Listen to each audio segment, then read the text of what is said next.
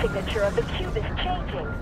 Inspired by the Panzer Dragoon series, Crimson Dragon takes to the skies of a mysterious planet on the backs of mighty dragons. But can a game with a borrowed legacy and an obscure genre rise above the clouds? Or does it crash in a fiery ball of jagged polygons? We haven't seen this thing for a decade. Why now? Fall back. We aren't prepared to take this thing on. Repeat, fall back now. Fall back, damn it. The game takes place on planet Draco, where colonists from Earth have tamed the native dragons.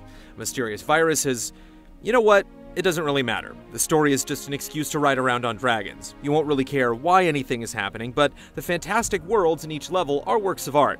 It's too bad the beautiful scenery is a jarring contrast with a decidedly primitive dragon and enemy models. Try using your wingman skill. It's a powerful weapon in a pinch, but you can only use it a few times. Use it wisely. Crimson Dragon is an on-rail shooter, so the camera moves along a set track at a fixed speed while you move around the screen dodging obstacles and enemy projectiles. An on-screen reticle aims whatever weapons you have equipped, and there's actually a good variety of stuff your dragon can cough up. Some auto-aim over a large area, others lock on and automatically hit. Some do neither but can be spammed like crazy, and in between aim assist and projectiles that home in on their targets, volume is often better than precision. Shooting is the game's core mechanic, but it's chaotic and awkward to aim with the analog stick, especially with the camera constantly moving. So much is happening so quickly that any attempt at precision quickly degenerates into a mess of unaimed fireballs.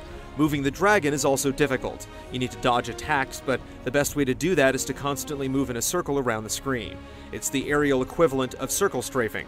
At times, the game asks you to collect beacons, yellow diamonds, in your flight path. Your dragon needs to be in the right place on the screen as you pass them, but since the dragon's path is invisible, you never know which side of the track you need to be on to catch the beacon. For some boss fights, the game leaves its rails for free flight mode. During these times, you can steer the dragon with the left analog stick. The flight controls are just floaty enough to make flying challenging. Trying to aim and fly at the same time requires cyborg levels of multitasking, and is likely to produce frantic and involuntary comedy.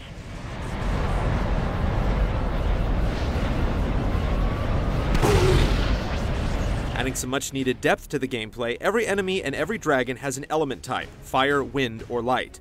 It's a rock-paper-scissors mechanic that grants just enough of a bonus to attack and defense to make it worth considering without becoming the entire game. Completing missions grants experience and money that lets you unlock and buy new dragon types, and a varied stable allows you to select the right dragon for a given mission.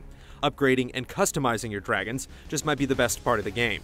Before each mission, you can hire a dragon that's been leveled up and personalized by other online players. They're helpful and stay out of your way during combat, but they don't really contribute much to the gameplay experience. Your wingman will attack on their own. If they're in front, they'll attack forward. If they're in back, they'll attack behind you. The Kinect controls work surprisingly well, but they're also limited. Leaning left or right activates a dodge move. Voice commands are restricted to moving your wingman position to the front or back and activating a special attack. And that's about it. The Kinect controls amount to nothing more than a novelty since all the commands have easy-to-reach buttons on the controller. Why raise your hand to your head and shout "Assault" when you can just press the X button? It only takes about 5 hours to run through the 28 missions, but completing the game is just the start.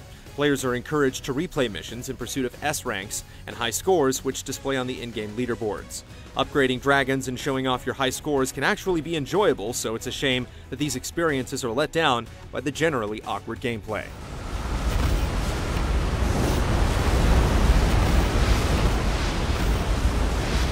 Leveling up dragons and replaying for ranks and leaderboard score might be enough to garner Crimson Dragon a cult following, but for most people, the bungled core mechanic is a deal breaker. This dragon might fly, but it never truly soars.